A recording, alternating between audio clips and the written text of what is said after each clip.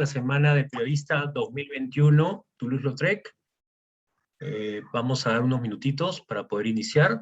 Está ingresando la gente debido a todo esto que hemos tenido de los problemas con las redes sociales. Recién se están uniendo algunas personas. Entonces vamos a darle unos minutitos para ya poder arrancar con la charla. Gracias.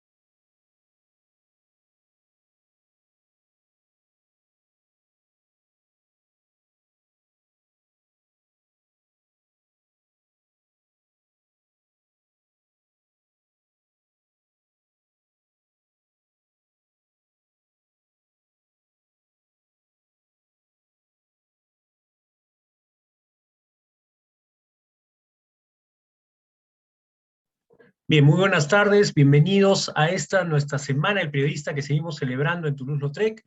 Hoy día tenemos nuestra segunda fecha, que es periodismo de investigación de lo tradicional a lo digital.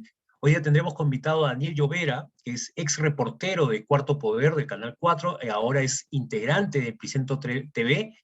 Él nos va a dar una charla sobre lo que es el periodismo de investigación, partiendo de lo tradicional a lo digital, pero voy a dejarlos con el también docente de la Casa de Toulouse-Lautrec, como es Francisco Pérez García, quien nos va a dar una introducción a estos temas, y mientras esperamos a que se conecte Daniel, vamos a también a ver un video que nos va a introducir un poco a lo que es el trabajo que realiza este profesional muy conocido en el medio periodístico.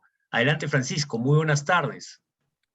¿Qué tal, Emilio? ¿Cómo estás? Muy buenas tardes. Buenas tardes a todos y a todas los asistentes, las asistentes que se han conectado a esta hora aquí a esta presentación. Agradecerles por su tiempo, agradecerles también por el interés que están mostrando para esta presentación y para la continuación de lo que hemos denominado la Semana del Periodista.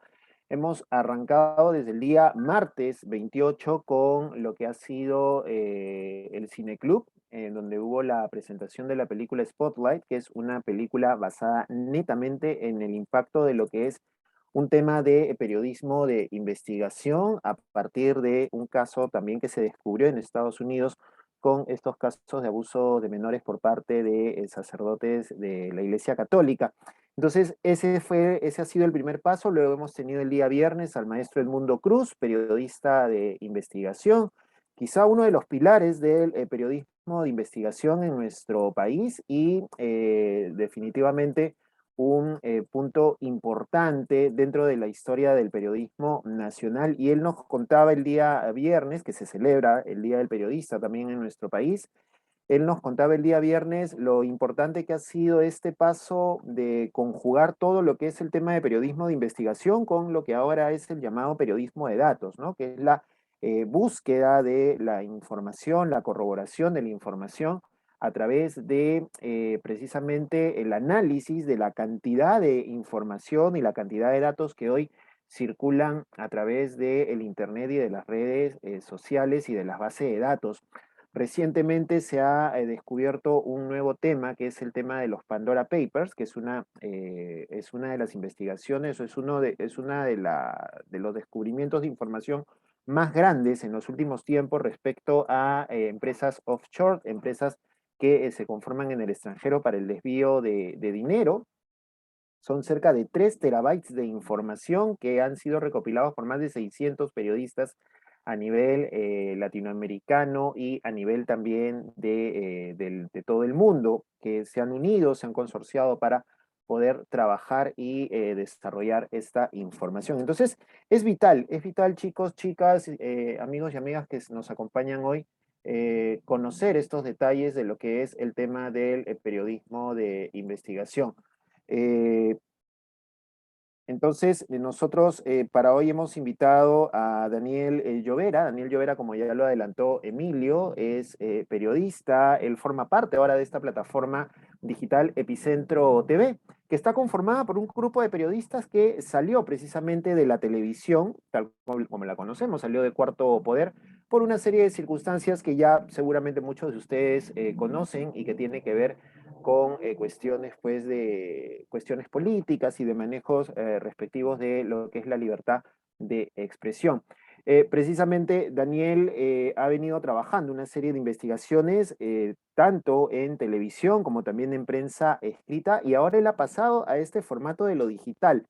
Entonces, con él queremos conversar en unos minutos. Está terminando de hacer unas conexiones porque, como decía Emilio, con todo esto que hemos pasado hoy, también con la caída de las redes sociales, muchas reuniones se han tenido que postergar, otras se han alargado. Entonces, estamos ahí terminando de afinar los detalles para que Daniel ya se pueda conectar con nosotros. Pero básicamente podemos ir presentando, Emilio, si les parece, este último informe que ha elaborado Daniel Llovera precisamente sobre estas investigaciones que se han hecho a estos colectivos de organizaciones sociales, civiles, que están moviéndose en lo que ellos consideran la defensa del país y en la lucha que también están estableciendo ellos contra el comunismo. Muchas de estas organizaciones han sido identificadas por otros movimientos, por otros periodistas y por otras organizaciones como colectivos que más bien se comportan de una manera mucho más ultra. Entonces, Daniel Llovera, conjuntamente con la reportera Alejandra García, realizaron un trabajo de investigación, se estuvieron acompañando a estos colectivos para poder entender cómo es que funcionan, cuál es su pensamiento, cuál es la ideología que manejan y de qué forma también actúan en estos momentos tensos para la política peruana. Veamos este informe y ya luego pasamos a escuchar a nuestro invitado de hoy, Daniel Llovera. Por favor, me confirman que esté bien el audio, que esté todo ok. Gracias.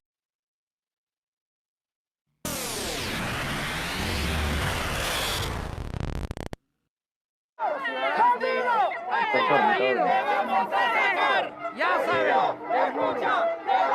podemos llegar más cerca que antes.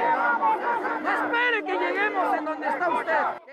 Él es uno de los manifestantes que el jueves último protestó cerca a Palacio de Gobierno contra el presidente del Consejo de Ministros, Guido Bellido, y en defensa de la congresista Patricia Chirinos, quien le ha imputado al premier frases agraviantes y misóginas. Pero no es un manifestante cualquiera. Es quien coordina a nivel nacional uno de los colectivos civiles aparecidos en las últimas elecciones para hacerle frente a un supuesto fantasma que recorre el Perú, el comunismo. No espere, porque le juro que le va a ir mal. No solamente a usted, sino a todos los terroristas que pretenden meterse al gobierno de manera fraudulenta como se han metido.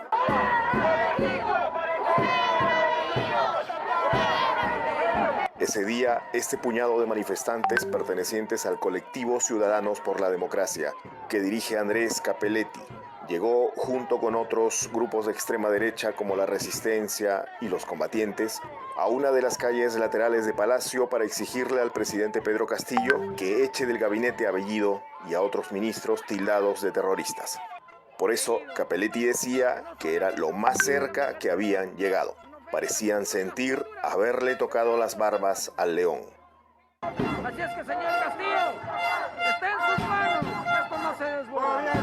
Está en sus manos sacar a estos miserables que solamente defraudan a las mujeres del país y a todo el Perú entero.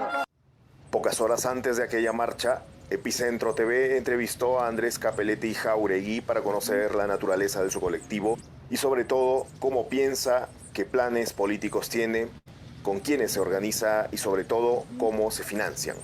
Asegura que su colectivo no es de derecha, sino que agrupa a gente de varias posiciones. Sobre él, dice ser empresario del espectáculo y de la construcción.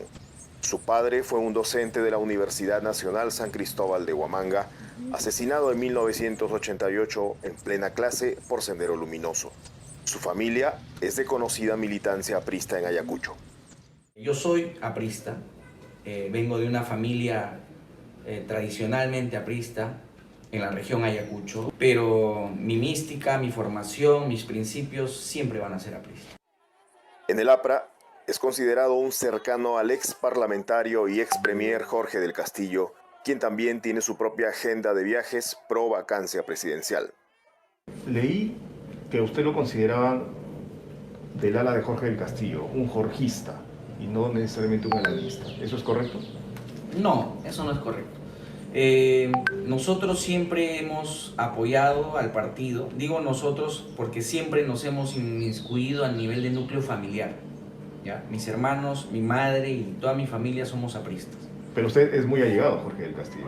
Yo soy amigo de Jorge del Castillo, tengo mucho aprecio, así como lo tuvimos por el presidente Alan García. Cappelletti no es cualquier activista. Ha compartido cartel con Lourdes Flores y el mismo Jorge del Castillo, viajando a algunas ciudades del país para ofrecer discursos en los denominados mítines por la democracia.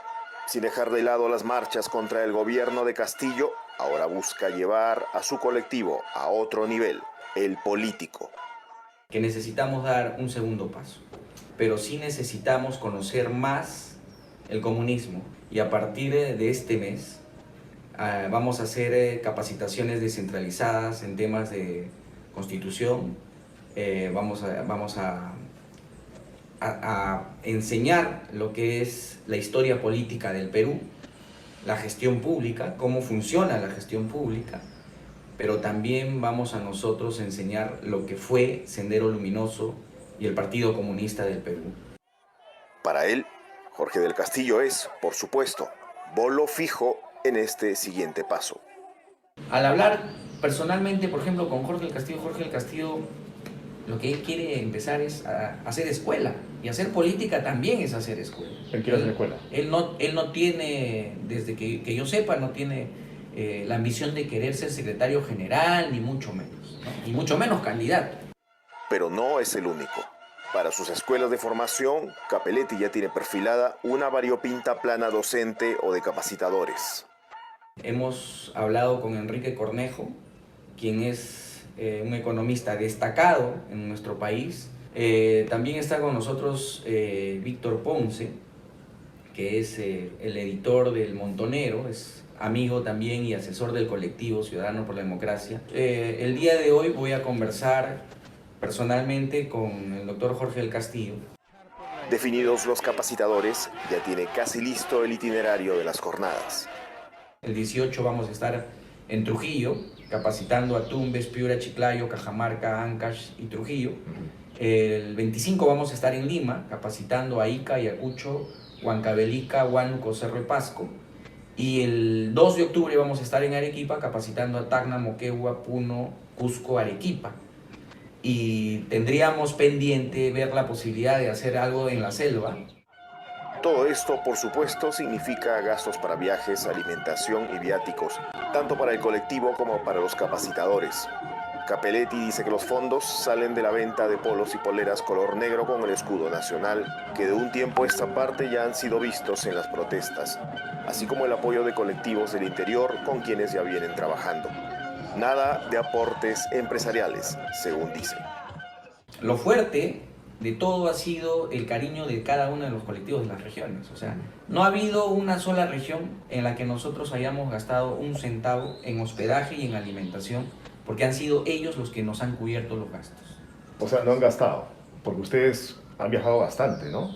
Así es. No, hemos gastado de la nuestra, por supuesto que hemos gastado. Más del 50% del gasto absoluto ha salido de nuestros bolsillos. En la etapa que ya culmina de su colectivo, la de las marchas y los mítines, Cappelletti fue invitado junto con Jorge del Castillo, Lourdes Flores, Juan Cheput, entre otros, a ciudades como Arequipa, Trujillo e Ica. El de Arequipa fue uno de los más comentados. Lourdes Flores y Jorge del Castillo aseguraron a Epicentro TV que viajaron básicamente con su dinero, y Juan Cheput se excusó de hablar de ello, pero dijo haber pedido que ya no se hagan más marchas.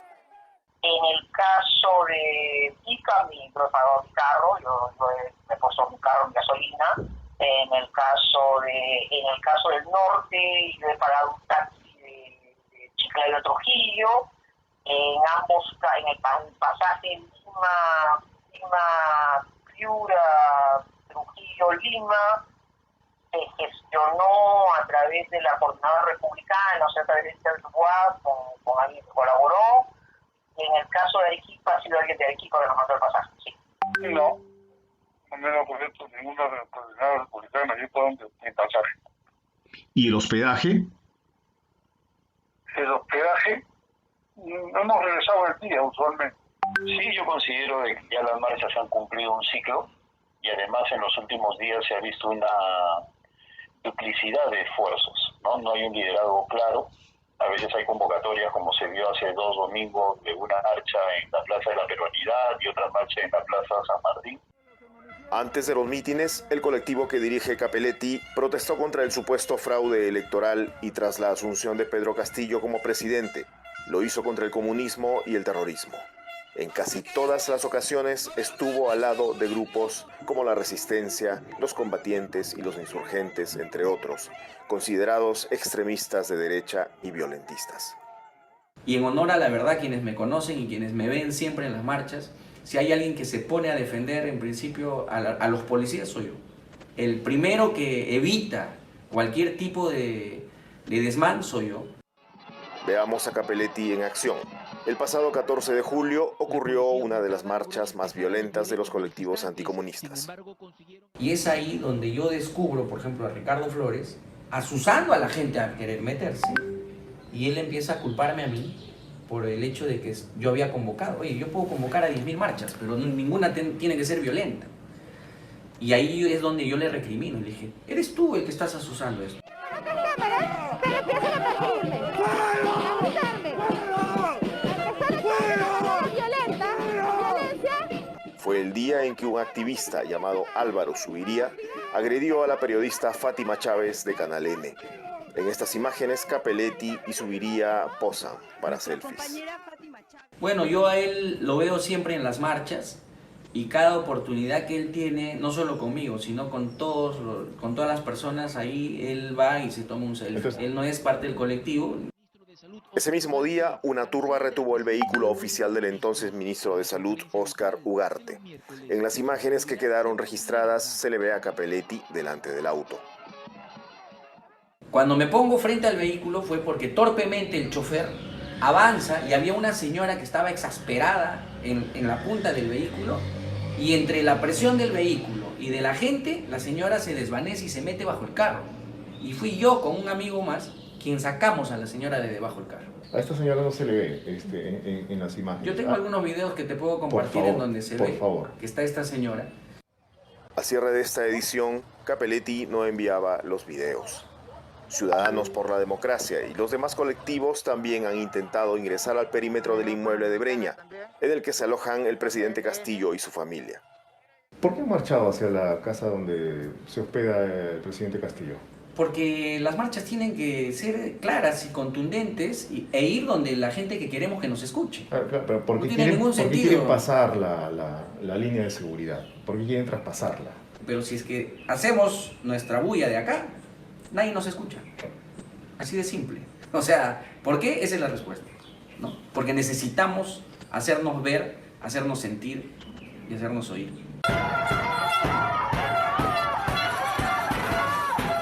El jueves último, horas después de la entrevista sostenida con él, se dirigió a la marcha contra Guido Bellido. En el camino a Palacio de Gobierno, unos sujetos a su lado sacaban del camino las rejas colocadas por la policía en las calles aledañas a la Plaza Mayor.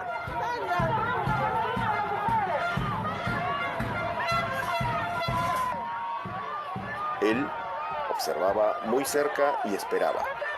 Luego, con el camino ya despejado, continuó marchando hacia Palacio de Gobierno. Estos colectivos han anunciado que las marchas hasta Palacio continuarán hasta lograr la salida del premier Bellido del gobierno y como objetivo final la vacancia del presidente Castillo. El anuncio así ha sido dado.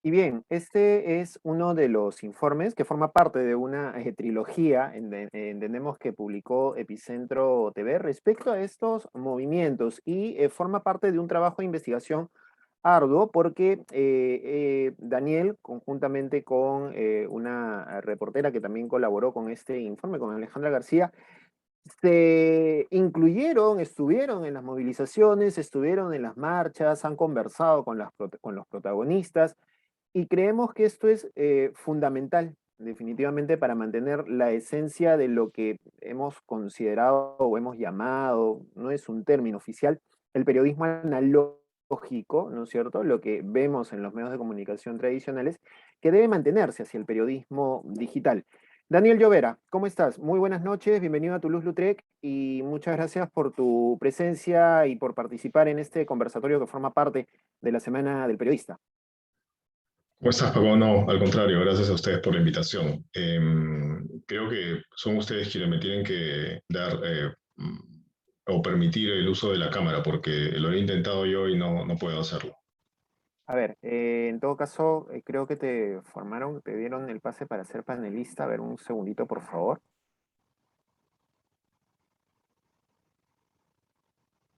A ver que pruebe, por favor. Ya le puse como cojos. Ya, ahí está, ya está. Pues. Ahora sí. ¿Qué tal, Daniel? ¿Cómo estás? Muy buenas noches y bienvenido nuevamente aquí a Toulouse-Lautrec por participar en este conversatorio. Y nada, el espacio está a tu disposición, pues, en primer lugar, para conocer un poco, y que es una pregunta que creo que te la he hecho también en medio de las conversaciones, de los diálogos coloquiales. ¿Qué tan intenso ha sido pasar de este proceso del periodismo escrito en su momento al televisivo y ahora pasar a este formato del periodismo digital?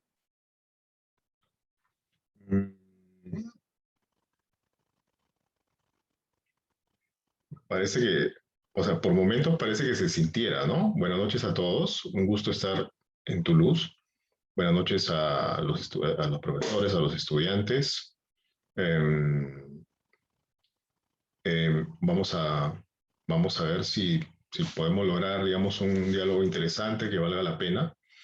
Sí, pues, primero empecé en medios escritos, ¿no? Cuando era estudiante practiqué en una revista, en un medio escrito, y rápidamente pedí hacer investigación porque desde que era estudiante quería hacerlo. Luego estuve, digamos, un poco lo que le ocurre a todos los que en algún momento, a todos los jóvenes, ¿no? Que de alguna manera buscan asentarse laboralmente en determinados espacios. Pero ya desde el 2001 en adelante, o sea, ya hace 20 años más o menos, tuve la oportunidad de empezar ya a hacer en serio investigación y de manera sostenida. Primero, en un foro, mira, hace 20 años, recién ahorita estoy cayendo en la cuenta, era un formato digital. De los primeros que aparecían, ¿no? Y de investigación, porque en ese momento se hacía una investigación en lo que terminaba de llamarse Imedia Perú y luego pasó a llamarse agenciaperú.com, ¿no? Era una página web, .com. Entonces, pero inmediatamente este espacio logra un contrato primero de producción de contenido con Canal N y luego con Frecuencia Latina, etc. Luego de unos pocos años me voy a periodismo escrito, o sea, a prensa, y después otra vez a televisión.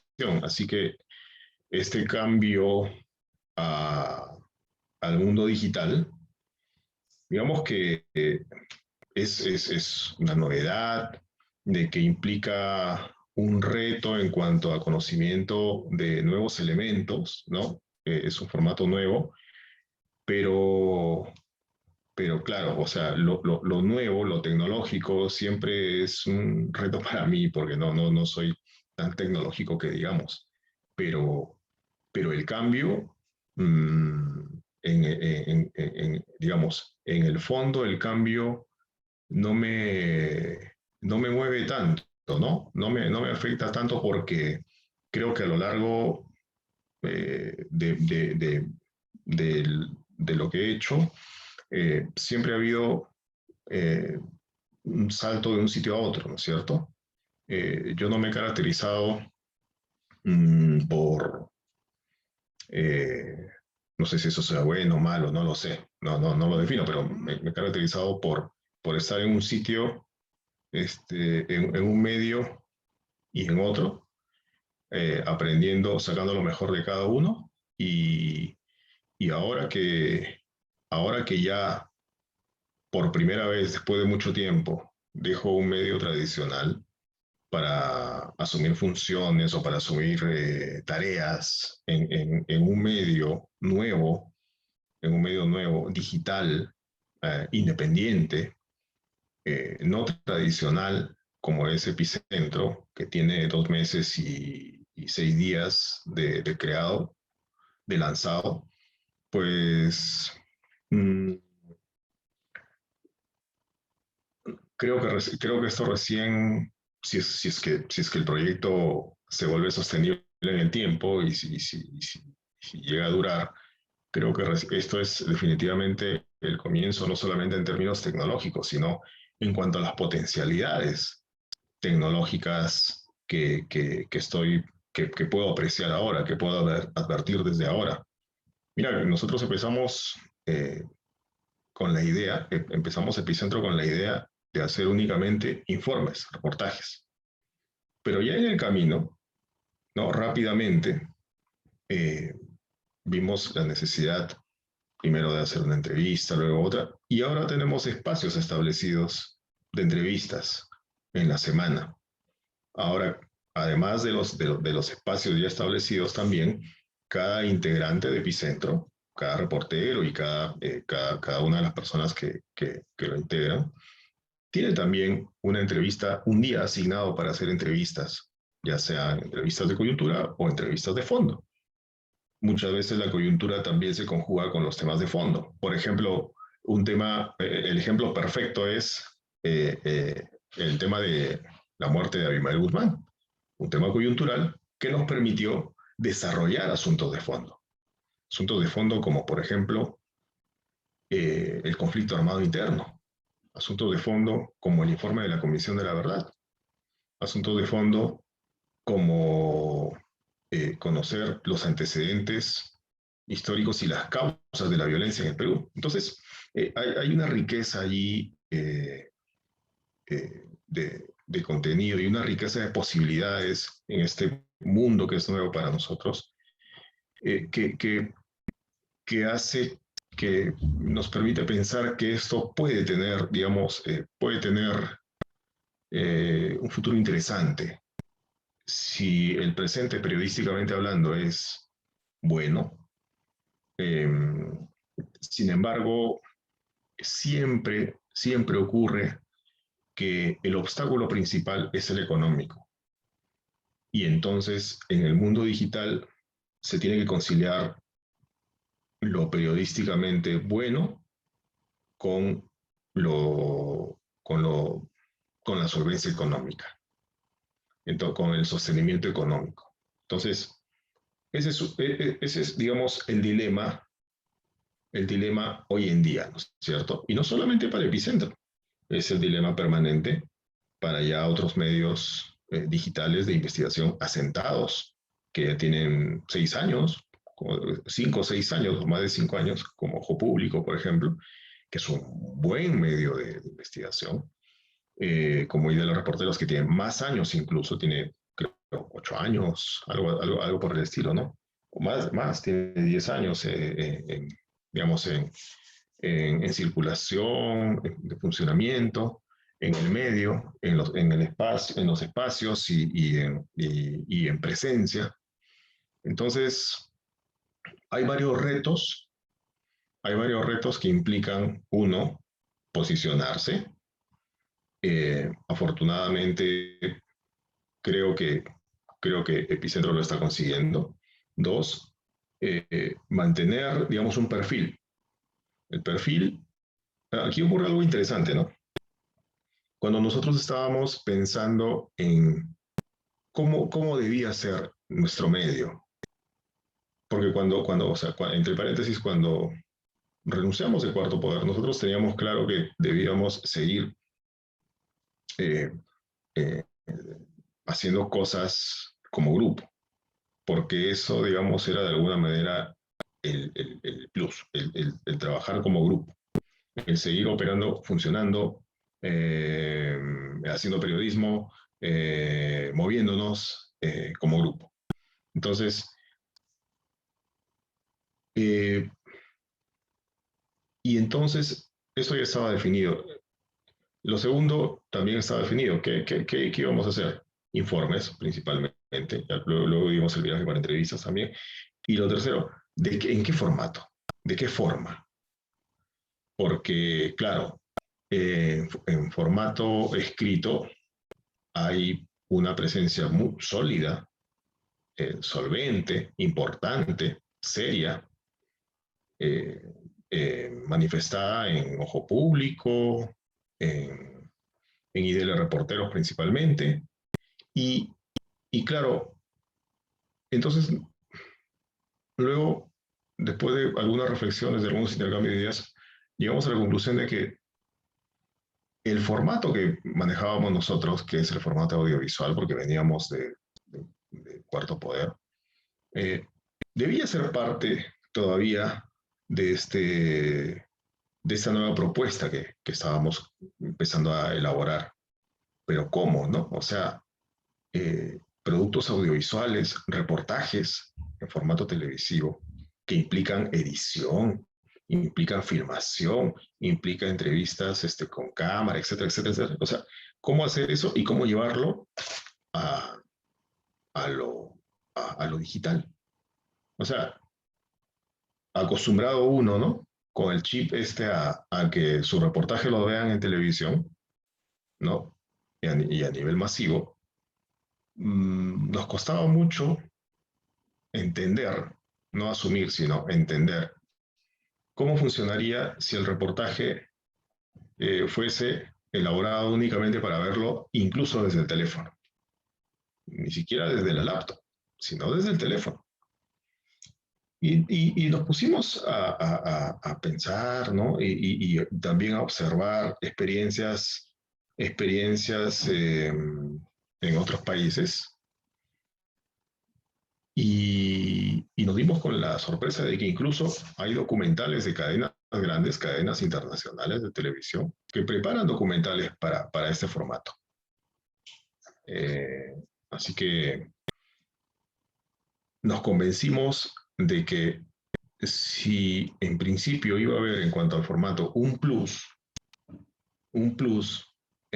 valor agregado de lo que funciona, un valor agregado de nuestra propuesta, iba a ser el formato audiovisual. Eso, en principio, ahora, en cuanto a la forma, nos podía empezar a diferenciar, y además esa era la característica de nuestro producto periodístico originalmente. Eso en cuanto al formato. Y luego de tu comentario, paso a hablar ya del contenido, de la investigación misma. Ahora, con relación al formato, a mí me llama la atención, por ejemplo, cuando ustedes estaban en el canal, tenían un equipo de editores, tenían todo un equipo de postproducción que también los apoyaba con la cuestión visual, ¿no es cierto? Dentro del formato periodístico con la cuestión visual. Recuerdo algunos reportajes tuyos con el uso de infografías, cuadros y cosas. Postproducción, sí. Todo un trabajo de postproducción. En América hay muy buenos postproductores. Pues es que eso facilita, ¿no? Claro. Una cosa impresionante. ¿Cómo se pasa eso a uno mismo? Porque entiendo que también uno mismo es el que termina casi editando sus trabajos, sus informes en el periodismo digital. ¿Cómo coges esos elementos para poder hacerlo visualmente atractivo para precisamente eso? Visto desde un celular, pueda ser visible, viable y entendible. Claro. Es complicado, ¿no? Primero que entendimos que precisamente la alta definición o la alta calidad no tenía sentido. En consecuencia, ahora, ¿por qué no tenía sentido, no? Porque el público de redes, en términos de calidad, no es necesariamente el más exigente, ¿no? Entonces, incluso hay buenos productos que se han elaborado con imágenes de celular, hechas con celular. Y son buenos productos, o incluso, o sea, las cadenas internacionales también usan un buen celular para grabar, etcétera, y sale un producto buenísimo, ¿no? Entonces, poco a poco nos fuimos convenciendo de que lo nuestro no iba a ser la alta calidad, la alta definición de la imagen, y en consecuencia nos fuimos incluso dejando de lado la idea de que necesitábamos también cámaras, ¿no? De alta gama, etcétera, etcétera. Entonces empezamos a trabajar con lo que teníamos a la mano. Digamos, o sea, no te digo tampoco te digo con cualquier cosa. Cuando digo con lo que teníamos a la mano, con lo que tuviéramos a la mano, es un buen celular, aprovechar el momento, aprovechar las circunstancias y trabajar sobre la base del criterio que teníamos respecto de hacer un buen trabajo de cámara, por el aprendizaje que habíamos traído de los buenos camarógrafos con los que cada uno de nosotros había trabajado en televisión, con camarógrafos con experiencia, etcétera, ¿no? Todo el bagaje, digamos, uno algo aprende. Entonces, y el trabajo de edición en consecuencia, ¿no? Dejando muchas cosas que antes eran importantes e imprescindibles fuera, el trabajo de edición es más fácil. Tú puedes pautear, tú puedes preeditar, puedes ordenar algunas cosas, pero también puedes contar con el apoyo de algunos amigos editores. O sea, eso no es, digamos, no es mayor problema. Lo que sí mantiene y va a seguir manteniendo, y este es creo el sentido de esta conversación, y va a seguir manteniendo su esencia, es el trabajo de investigación. El trabajo de investigación no, en su esencia, verificar una información, descubrir algo, revelar algo, o explicar algo sencillamente, interpretar algo, demanda la misma exigencia, los mismos niveles de dificultad, demanda los mismos estándares de calidad en la verificación de información. Se me viene un punto. Cada información es o sea, digamos, entre comillas, la calidad de la imagen se relaja, entre comillas, en el mundo digital respecto de la televisión, pero la calidad de la investigación no se relaja, se mantiene. Es más, yo diría que hasta se eleva, porque de alguna manera tienes que compensar.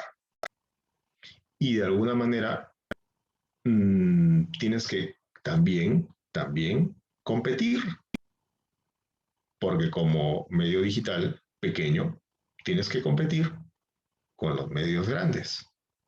Y entonces tu esfuerzo va a ser inevitablemente mayor. ¿Me ibas a decir algo? Sí, que recordaba a propósito de lo que estás mencionando, el tema de la contrastación de fuentes, algo que ustedes han hecho recién, ¿no?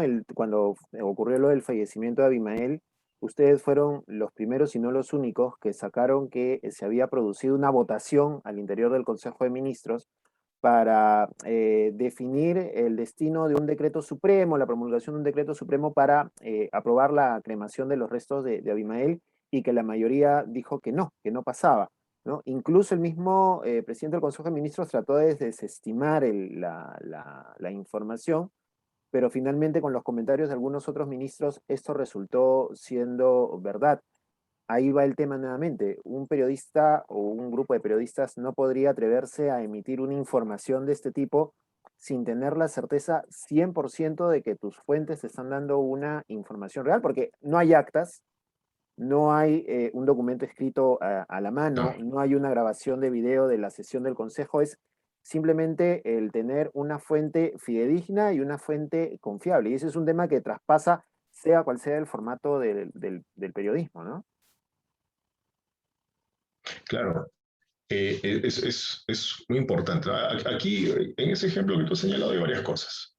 En primer lugar, el periodista, la periodista que recibe esa información, ustedes dirán, ya, pero ¿cómo está segura? ¿Por qué está segura? ¿Por qué está seguro este periodista? Bueno, es lo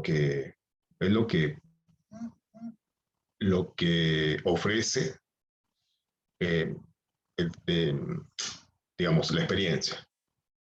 Uno sabe de qué nivel es su fuente y uno sabe de qué seriedad es lo que esa fuente cuenta y uno sabe perfectamente si necesita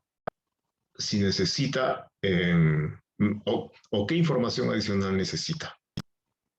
Algunas fuentes nos pueden contar algo y necesitamos pues todos los cruces, todas las contrastaciones y todas las confirmaciones del mundo. Pero algunas veces una fuente nos cuenta algo y ese algo es certero. Y esa versión es certera. Entonces, uno siempre sabe cuando conoce algo y cuando va a revelar algo incómodo, uno siempre sabe que la persona a la cual, o el grupo de personas a la cual ese periodista se va a referir, va a negar los hechos. Es parte de la naturaleza del poder político, negar los hechos. No es la primera vez que esto ocurre. ¿Cuál es la reacción? La primera reacción de un político cuando se ve descubierto por algo, ¿no es negarlo? ¿Y cuál es una de las máximas, digamos, uno de los principios del periodismo de investigación? ¿No es revelar lo que el poder económico político ocultan o pretenden ocultar? Claro, pues entonces hay una relación allí de permanente tensión entre el periodista de investigación o el periodista en general, el periodista político y el político o la autoridad o el que detenta el poder político o el que detenta el poder económico. Entonces, se sabía lo que iba a pasar, pero posteriormente se confirmó. Eso es consecuencia de que uno sabe qué información, o sea, cuando Luzca Guadalupe saca esta información, ella está convencida de lo que contiene, de lo que contienen estos chats, de lo que contenían estas versiones. Entonces, lo que no puede pasar, y eso es algo que les pasó a algunos periodistas, incluso en redes, es que por que el medio les parece antipático, porque el medio les parece incómodo, creer en el político. Es mejor esperar.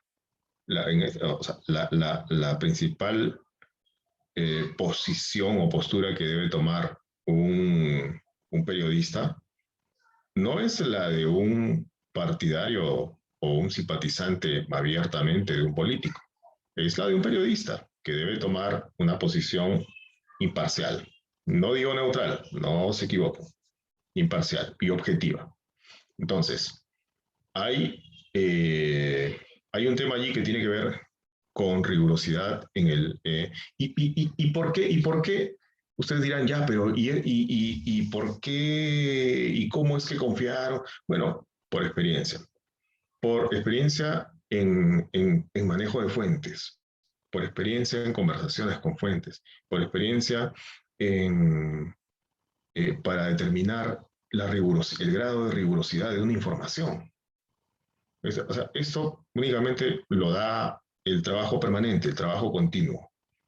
El trabajo, como dice Mundo Cruz, en el campo, ¿no? En la calle. Entonces, que es una forma simbólica de decir el contacto permanente con las personas que son protagonistas de un hecho específico y que guardan información. Estas personas que son protagonistas de un hecho, o conocidas o absolutamente desconocidas, pero que guardan información, son las personas a las cuales uno tiene que llegar. Con la misma rigurosidad con la que antes nosotros trabajábamos en distintos medios y en los últimos tiempos en televisión, con esa misma rigurosidad, es más bien, estamos llevando cierta experiencia ahora a esta nueva etapa. O sea, un medio nuevo, pero conformado por personas que, digamos, que alguna experiencia tienen, y eso ayuda, eso facilita a acelerar los procesos de confirmación de datos, porque todos los días recibimos información, todos los días. Y siempre hay un filtro rápido que nos permite, ya, se publica, no se publica. Entonces, eso es parte de lo que, del acontecer diario. No sé si hay algún otro tema o algún otro comentario respecto a lo que estamos hablando. Me parece que leí un comentario allí que decía que iba a haber preguntas, ¿no es cierto? Sí, les recordamos a los participantes, ahí en la sección preguntas y respuestas pueden plantear las preguntas para luego poder pasárselas a Daniel, poder comentárselas y que él pueda responder lo que ustedes estén interesados en consultar, en conocer respecto a la actividad y al trabajo que viene realizando Daniel. Hola, ¿me escuchas ahí? ¿Me escuchan ahí? Respecto al trabajo que viene realizando Daniel. Y este trabajo de periodismo y de investigación, ok, correcto. Ese trabajo de investigación periodística que se realiza pues de manera diaria. Y tú mencionabas y decías algo bien interesante, ¿no? La cantidad de información que un medio o que un periodista puede recibir continuamente, ¿no es cierto?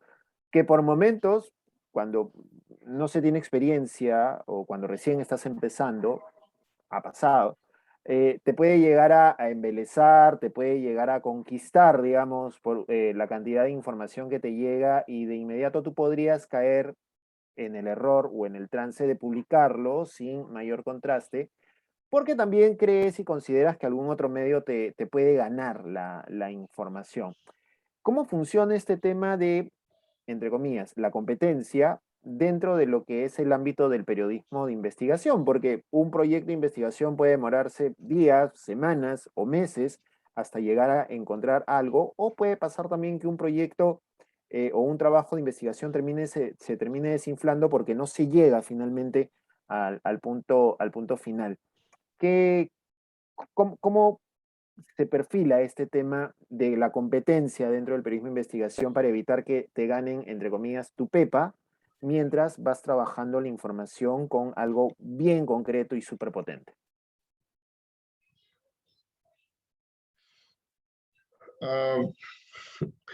No deja de generar preocupación de todas maneras o alerta, ¿no? Es natural, ¿no? Que un medio pueda tener la misma información que tú estás trabajando, ¿no? Sea información del día, del instante, o sea información que estás trabajando con anticipación a través de un proceso de investigación. Eso suele pasar. ¿Cómo lo manejamos? Bueno, antes, es curioso, ¿no? Cuando estábamos en el dominical, decíamos, o sea, tal medio puede salir en cualquier momento y puede salir el jueves o puede salir lo que sea y nos va a ganar. Ahora nosotros decimos, tal dominical tiene esta historia, si aceleramos el paso, le podemos ganar.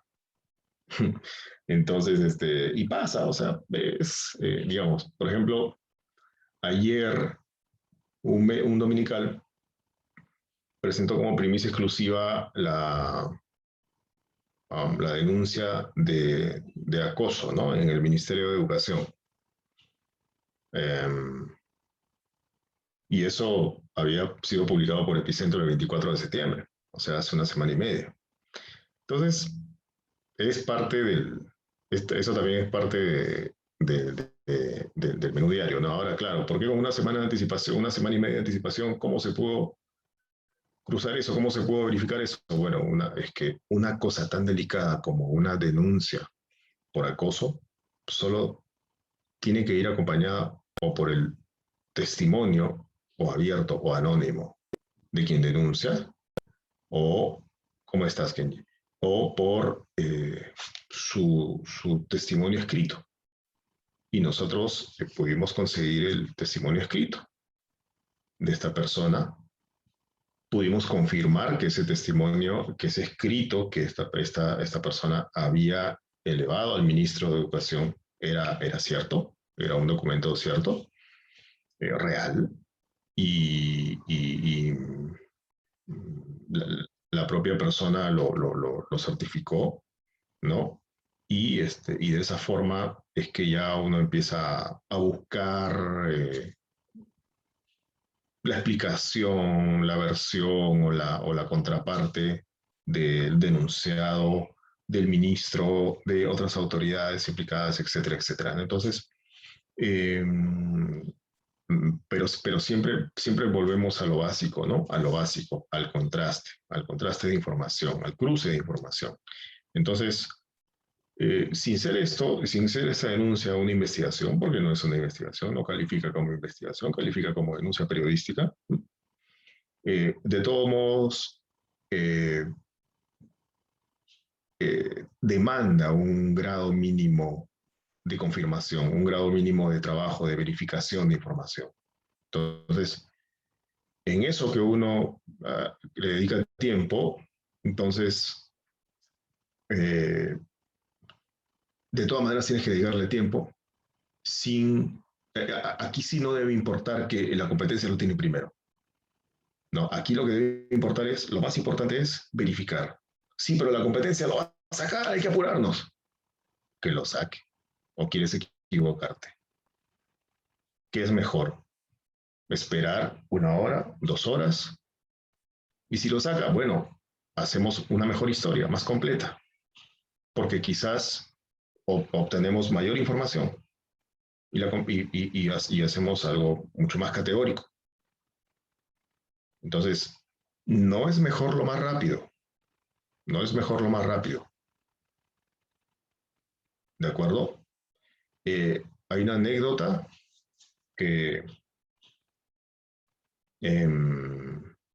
contaba Gabriel García Márquez. Gabriel García Márquez escribió un libro que justamente tuvo como génesis un conjunto de reportajes periodísticos, un libro que se llama El relato de un náufrago, que todos los periodistas y comunicadores deberían leerlo, creo, ¿no? Entonces, esta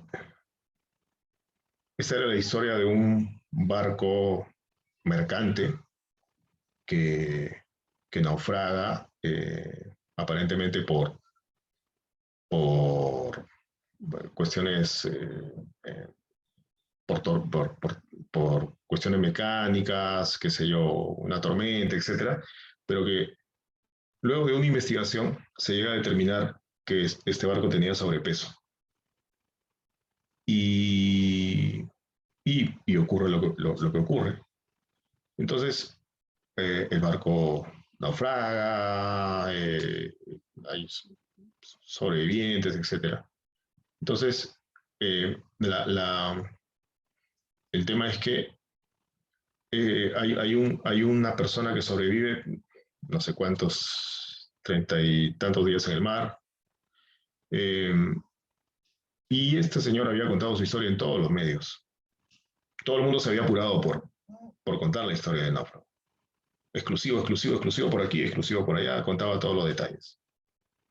Entonces un día, este señor sentía que no había contado todo. Y llega, no recuerdo cómo se llamaba el diario en el que trabajaba Gabo en esa época, pero llega y bueno, él lo recibe, habla con él. Y García Márquez se pregunta, pero ya este ya lo dijo todo, ¿no? ¿Qué más va a decir? Y conversando con él y haciéndole las preguntas acerca de las causas del naufragio, de pronto el personaje empieza a contar aspectos poco conocidos, ¿no? Empieza a contar que el barco tenía sobrepeso, que la carga era muy grande, que la carga era excesiva, que el barco tenía capacidad, supongamos, para 1.000 toneladas, pero tenía 1.300 de carga. ¿Y por qué? Bueno, señor, es que estaba llevando contrabando. Estaba llevando contrabando. ¿Y la Marina lo permitió? Bueno, señor, allí ese ángulo que nunca había sido contado por ningún periodista y por ningún medio, representa, a pesar de que esa historia había sido manoseada por todos los medios en Colombia, solamente ese ángulo representó un vuelco total del caso. Ya no fue un naufragio cualquiera, fue un tema provocado por circunstancias que tienen que ver con actos ilegales de corrupción, ¿no? Entonces la historia del náufrago se convirtió casi en la historia del náufrago, pero que llegó a esa situación producto de este hecho, de un caso de corrupción, de un caso de contrabando. Entonces, quería hacer ese paréntesis porque no necesariamente lo primero es lo mejor, ¿no? Entonces, hay primicias y primicias, pero también hay investigaciones. Entonces, todo depende además todo depende de la naturaleza del tipo de trabajo que haga un periodista. El periodista puede trabajar en un medio y puede trabajar en una sección de política diaria o una sección de actualidad diaria. Su sola ubicación en estas secciones obliga al periodista a ser rápido, eso sí. Pero aquí, en esta charla, no estamos hablando del periodismo de cobertura diaria, en donde sí tenemos que ser rápidos y sí tenemos que hacer todo lo posible sin dejar de lado la rigurosidad, ser los primeros. Lo que estamos hablando aquí es, en esta mesa, periodismo de investigación, que no nos exige ser rápidos, sino nos exige ser serios, ser cuidadosos. Y si podemos ser rápidos, en buena hora. Pero primero es el cruce de información debida y luego es lo otro. Entonces, a veces se acompañan y entonces digamos que a tu pregunta, ¿no? ¿Cómo hacemos? Bueno, hacemos todo lo posible por no quedarnos rezagados, pero sobre todo, pero principalmente, lo primero es cuidar bien la información. Muchas veces nos ha pasado que nos llega una información que ya tiene otro medio, bueno, sale, por ejemplo, ¿no? En RPP. Bueno, ya, ok, tampoco se acaba el mundo por una primicia, ¿no? Tal. Entonces, pero el punto es, si la radio tal cruzó o no cruzó debidamente, no sabemos. Suponemos que sí y esperamos que sí. Y creemos que sí también, porque hay periodistas serios ahí para hacer ese trabajo. Pero la rapidez, el apuro, la premura no debe llevarnos por el lado equivocado, porque podemos cometer errores. Y un error cuesta más caro que una demora. Un error de esa naturaleza es más difícil de asimilar, más difícil de ser perdonado, digamos, por la ciudadanía, por el público, que una demora de minutos. Claro, y ahí choca también con un tema de la credibilidad que es importante para el periodista en general, el ¿no? prestigio se te va, puedes apurarte y logras dar una primicia en 5 minutos. Pero el prestigio se te va. Esa primicia, ya, ok, 1 hora de éxito, bien, bacán. Pero el prestigio te demora más de 1 hora, te demora más de un día. El desprestigio se queda ahí. Y es más difícil desperjudirse de eso. Hay que tener cuidado. Hay que tener cuidado. Es un poco lo que viene pasando también con algunos medios de comunicación y algunos periodistas, ¿no? Y quiero relacionarlo un poco con algunas preguntas ya un poco para ir dándole Sí. cierre a Jean-Pierre este proceso. Laureano preguntaba, mira, gracias. Quisiera preguntar cómo es que están lidiando con la financiación del medio, si es que plantean evitar contratos que afecten la imparcialidad. Ese es el tema justamente, ¿no? O sea, periodísticamente hablando, hay buenas perspectivas, ¿no? Porque Epicentro se ha posicionado relativamente rápido y periodísticamente hay muchas posibilidades de consolidar, digamos, el proyecto.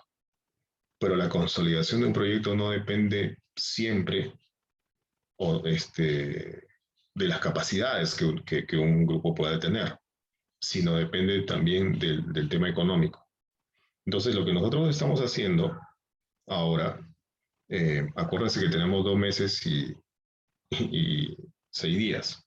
Lo que nosotros estamos haciendo es, recién hemos constituido una persona jurídica o una razón social, una SAC, para poder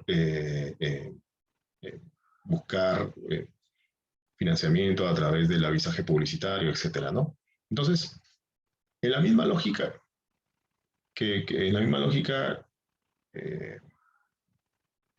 solo que digamos, con una lógica de mercado distinta, porque los públicos son diferentes, pero digo, la misma lógica periodística de tener un anunciante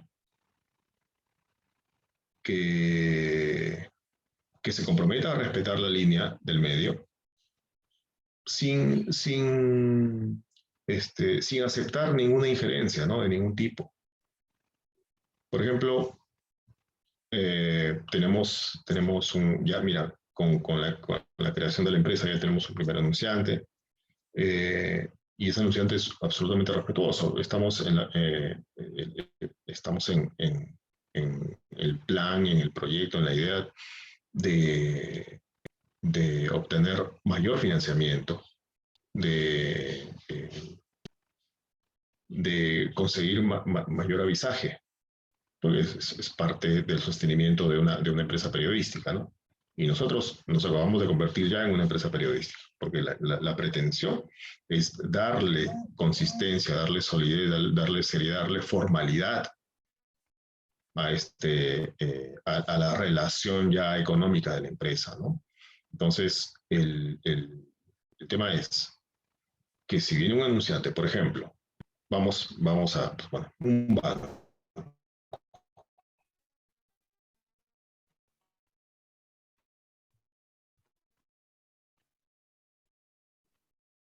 A ver, parece que tenemos un problemita de conexión. A ver.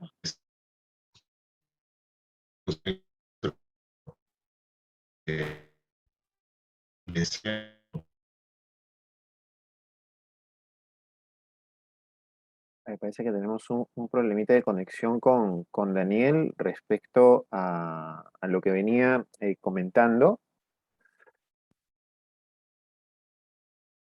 Daniel, a ver si puedes, si logras escucharnos, por favor, para que desconectes un ratito tu cámara y vuelvas a conectarte.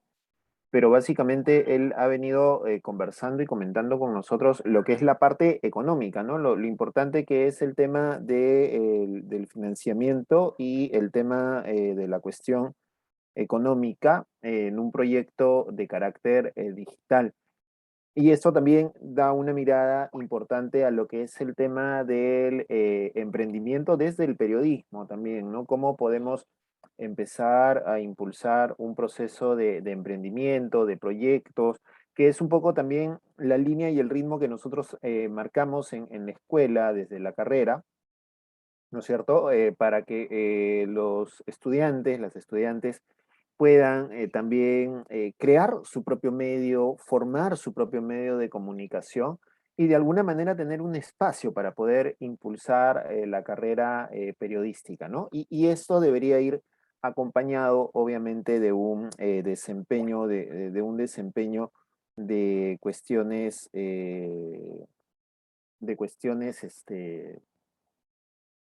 administrativas, ¿no es cierto?, que podrían resultar tediosas en algún momento, pero que en todo caso pueden servir para poder avanzar en este camino que puede resultar complicado, que puede resultar tedioso y que en todo caso, a ver, justo me está escribiendo Daniel por interno, le estoy diciendo a ver si se puede conectar ya para hacer el cierre,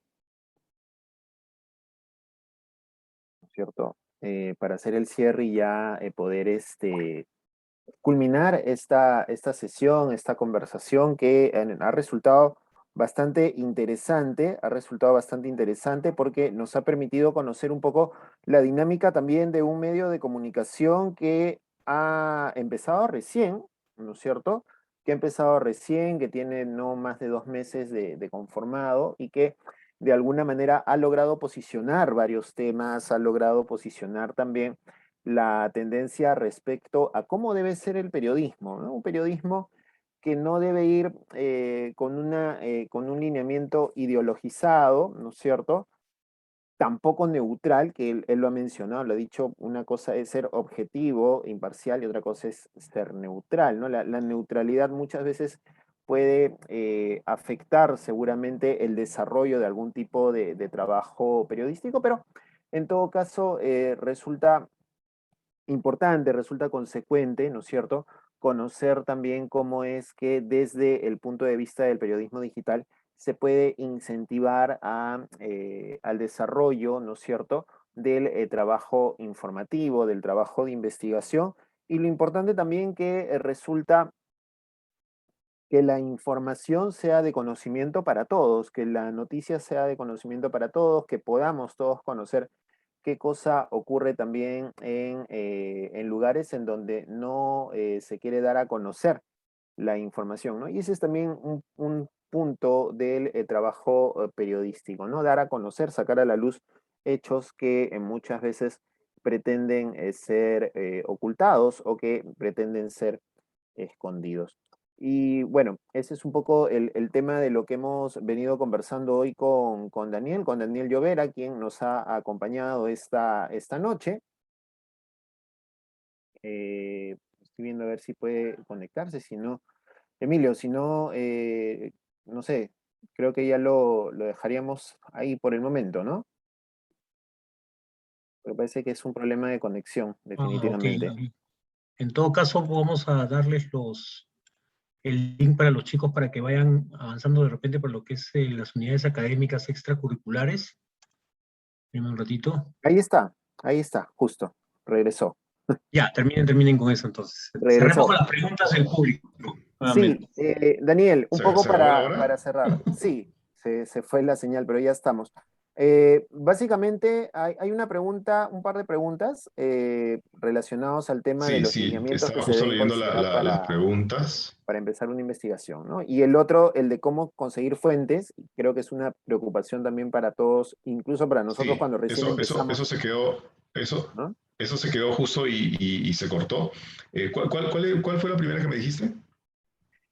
Sobre cuáles son los lineamientos que se deben de considerar para empezar una investigación periodística. ¿Cuál fue la primera pregunta que me dijiste? ¿Cuáles son los lineamientos que se deben considerar para iniciar una investigación periodística? Ya, a ver, para terminar lo que estábamos conversando, entonces, claro, los que ponen los límites son los periodistas, ¿de acuerdo? Es el grupo de periodistas. En un medio independiente tiene que ser así. El anunciante no pone ningún límite. El anunciante no pone ninguna condición. Si el anunciante, vale la redundancia, anuncia, avisa, contrata un espacio, está sometiéndose a un trato y está aceptando el contenido. El contenido tiene que ser de calidad. El contenido tiene que garantizarle al anunciante a su vez llegar a un público que al anunciante le interese llegar, público informado, etcétera, etcétera. Si esto tiene éxito, si, hola, ¿me están escuchando? Se congeló. Sí, sí, No, sí, ahí te está. escuchamos, te Ya. escuchamos. Si esto tiene éxito, entonces será un buen precedente para que futuros medios de similar, digamos, perfil, ¿no? Con sus matices, etcétera, también lo intenten. Pero lo primero es garantizar un buen producto. Si ustedes tienen un buen producto informativo, recién pueden explorar en el mercado cuáles son las posibilidades de conseguir financiamiento para ese producto. La fórmula para financiar medios independientes no existe. La fórmula para financiar medios independientes sigue dándole vueltas a los grandes periodistas del mundo y a los grandes mecenas del mundo. Otra manera es a través del mecenazgo. Digamos, tener uno o dos empresarios que sean como una espalda financiera. No, Epicentro no tiene mecenas. Epicentro ha logrado suscripciones y con eso está cubriendo gastos operativos para ediciones, etc. Epicentro no tiene gastos operativos. No, perdón, no tiene mecenas. Epicentro no tiene grandes anunciantes aún, porque la empresa recién ha sido constituida, recién ha terminado de constituirse la semana pasada. Y vamos a ver a partir de ahora qué pasa. Entonces, la respuesta no la tenemos aún. Sabemos que podemos ofrecer un buen producto periodístico. O sea, contenido con valor agregado. Si ustedes primero logran garantizar ese producto, ese buen producto, entonces están dando un primer buen paso. Hay mensajes allí que no tienen el link, que no tienen acceso al link, no sé. Sí, es un tema que tienen que responder ellos al término de la presentación, al término de la conversación, no te preocupes. De acuerdo. Entonces, eso, o sea, esa es una pregunta recurrente, ¿no? Y es una pregunta recurrente además en encuentros latinoamericanos de periodismo de investigación, etcétera, etcétera, ¿no? No hay un formato, no hay una plantilla que nos diga, este es el camino para lograr la consolidación económica, para lograr el financiamiento. No, no hay. Este es un tema que en el que incluso es válido buscar alianzas con universidades, con ONGs, con sectores, digamos, éticamente sanos, ¿no? Y éticamente despercuidos de cualquier sospecha, sobre todo. Y yo pienso, siempre lo he pensado, y lamentablemente hasta ahora no ha ocurrido, que las universidades y los institutos que tienen esta especialidad como carrera, tienen que destinar fondos para sus estudiantes de comunicación, creando precisamente espacios de esa naturaleza, espacios independientes. O sea, las universidades pueden captar fondos para hacerlo. No conozco a una sola universidad que lo haga. No conozco a una sola. Pero en fin, luego, ¿cómo se hace una investigación? Bueno, tampoco hay una fórmula para hacerlo. ¿Cuáles son los lineamientos, no? Tampoco existe una fórmula para hacerlo. No existe un solo procedimiento, una sola plantilla de investigación. Cada caso tiene su propia particularidad, su propia complejidad, sus propios tiempos, su propio camino. Entonces, muchas veces los casos aparentemente, o sea, yo estoy en este momento, por ejemplo, estoy terminando una investigación que pensé que hace 2 meses, cuando se lanzó Epicentro, estaba lista, y pensé que esa iba a ser la historia para ser lanzada, digamos, como primera pepa, como primera primicia de Epicentro. Pensé hace 2 meses que esa historia estaba lista, que estaba terminada, y no lo estaba. Recién está terminada esta semana. Entonces, para que vean ustedes cómo es esto, ¿no? Hay otras investigaciones que me han demandado 3 meses, 4 meses de investigación, y otras que me han demandado 1 semana o 2 semanas. Entonces, es relativo, porque hay investigaciones en las que uno puede tener, digamos, unas piezas iniciales, ¿no? Y lanzar un señuelo, ¿no? Lanzar una carnada. Con lo que tenemos, quiero decir, publicar. Porque estamos seguros, tomamos la decisión de que con la primera publicación van a venir más fuentes que se van a enterar de la publicación y a contarnos nuevas cosas. Y el caso se vuelve más grande y más grande. Hay casos que funcionan así, pero hay otros casos que no funcionan así. Hay otros casos en los cuales la historia tiene que estar cerrada para ser publicada. Porque si la historia no está cerrada, va a ser muy fácil para el investigado desmontar esta construcción periodística. Va a ser muy fácil para el investigado desbaratar, por mucha razón que tengamos. Pero si sus bases no están sólidas, entonces va a ser muy fácil para cualquiera desbaratar una investigación.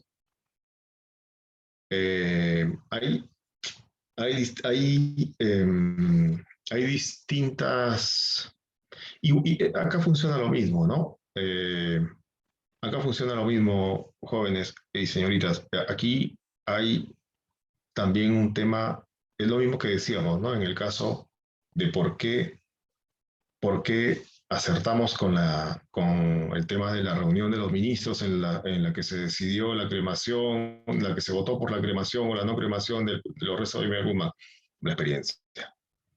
En este caso, la experiencia nos indica que o vamos por este camino, o vamos por este otro, o vamos por el medio, o retrocedemos y hacemos un viraje.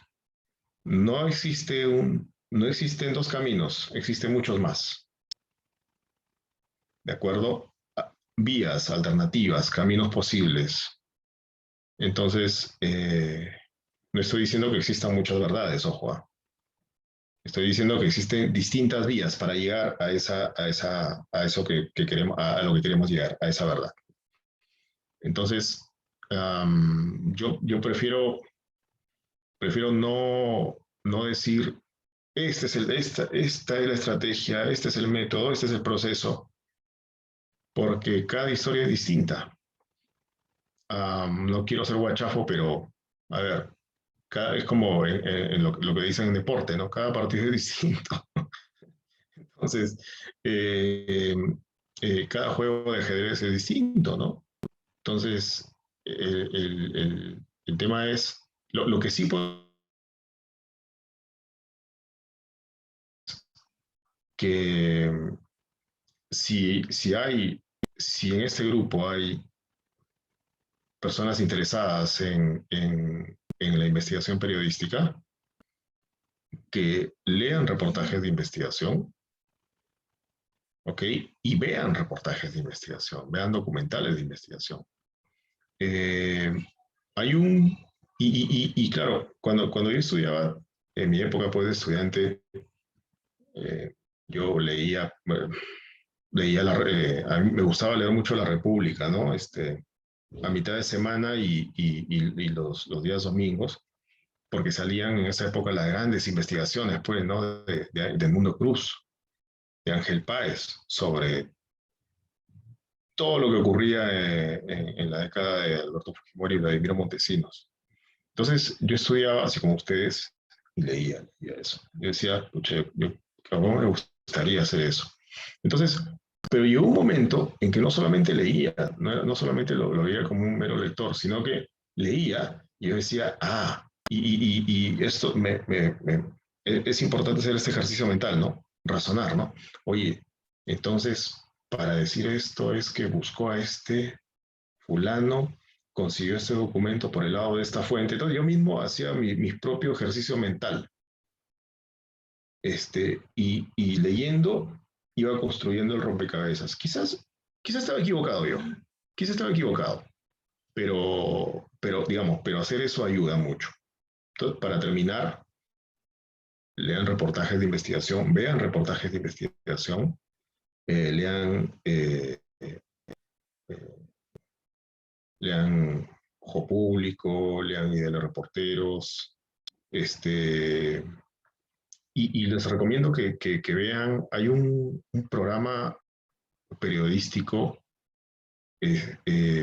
chileno que se llama Informe Especial. Son reportajes de 1 hora de duración. Pongan Informe Especial en YouTube, TVN, o sea, Televisión Nacional de Chile, Informe Especial, y van a ver ahí cómo construyen el reportaje, cómo van metiéndose a la historia. En TV Chile, exactamente. Entonces, van a ver cómo van armando el rompecabezas, todo el engranaje, y ustedes se quedan atrapados. No solamente porque es de buena calidad, digamos, estéticamente hablando, audiovisualmente hablando, sino que la historia está bien construida. ¿Pero por qué pasa eso? Porque allí cada reportero tiene 3 semanas para investigar, o hasta un mes para investigar. Y después de las 3 semanas o del mes, presenta su gran historia de 1 hora enterita, mínimo, o hasta 1 hora y media. Eso es investigación. Eso es hacer investigación con financiamiento, etcétera, en televisión abierta, que ahora ya no se ve, lamentablemente, ¿no? Ha sido un gusto estar con ustedes, con el mayor aprecio. Podemos seguir, claro, exactamente. Así trabajó el equipo de Spotlight. Con el mayor aprecio podemos seguir hablando en cualquier otro momento. Es cuestión de que si ustedes desean y tienen tiempo, coordinemos, Paco, una fecha y que ese día no se vuelva a caer el WhatsApp. Gracias Daniel, y gracias Y por... gracias, y ha sido un gran gusto, un privilegio estar con ustedes, chicos y profesores, hasta una próxima oportunidad. Muy bien, Daniel, muchísimas gracias por haber conversado con nosotros, por habernos contado tu experiencia, este tránsito, ¿no? Lo que veníamos conversando de lo tradicional o analógico, como le queremos llamar nosotros, para poner un puente ahí entre lo que está pasando en estos momentos y lo que es el periodismo digital. Nada, muchísimas gracias. Creo que las reacciones de los chicos, de las chicas ahí también hablan por demás de lo que ha significado para nosotros contar contigo en esta primera semana del periodismo que queremos nosotros ya implementarla aquí para adelante en los siguientes años, estemos o no estemos, que esto quede para siempre recordando el 1 de octubre y que sea un pretexto Buenísimo. para poder convocar a gente tan talentosa como tú, Daniel. Muchísimas gracias, muy amable. Así Y es, a si antes usted- del año vuelven a hacer otra charla, yo con todo gusto estoy con ustedes. Chao. No, definitivamente, no vamos a esperar esto, vamos a meterte en nuestras aulas ahí a conversar con los chicos para poder dialogar sobre estos y otros temas. Amigos, colegas, estudiantes, recuerden que continuamos con la Semana del Periodismo. Mañana, a partir de las 6 de la tarde, va a estar dedicado a lo que es el tema del periodismo científico en América Latina en el contexto de la COVID-19. Van a estar con nosotros desde Argentina Inés Guzmán, ella es periodista especializada en temas científicos, pero también especializada en lo que es el tema de campañas electorales y elecciones presidenciales. Y desde México, María Luisa Santillán, periodista con más de 20 años, enfocada en periodismo de ciencia y divulgación científica. Así que en medio de esta pandemia hemos aprendido también varias cosas relacionadas al tema científico y lo vamos a inclinar también hacia el tema del periodismo científico como una rama especializada para hacer que la gente también comprenda y entienda de qué se trata este tema. Les vamos a hacer llegar el link definitivamente para el día de mañana a través de sus profesores también y en las redes sociales de Toulouse. Conmigo ha sido todo por esta noche. Emilio, te dejo para el cierre final. Sí, recordarles, gracias Francisco, gracias a nuestro invitado Daniel Llovera, recordarles también que tenemos una fecha más, solo que por motivos de la caída de las redes sociales no hemos podido compartir. Mañana, el miércoles, tendremos a las 9:30 de la mañana también a Fernando Egusquiza, que nos va a hablar sobre el periodismo deportivo. Ya estaremos pasándoles también la invitación, solo que por estos motivos que hemos tenido no hemos podido poder compartir el arte. Bien, nada, agradecerles a todos por la asistencia y nos reencontramos el día de mañana también a las 6 de la tarde. Ahí estamos dejando nuevamente el link para lo que son las unidades académicas extracurriculares. Muy buenas noches, muchas gracias por participar en la Semana del Periodismo Toulouse-Lautrec 2021. Hasta luego.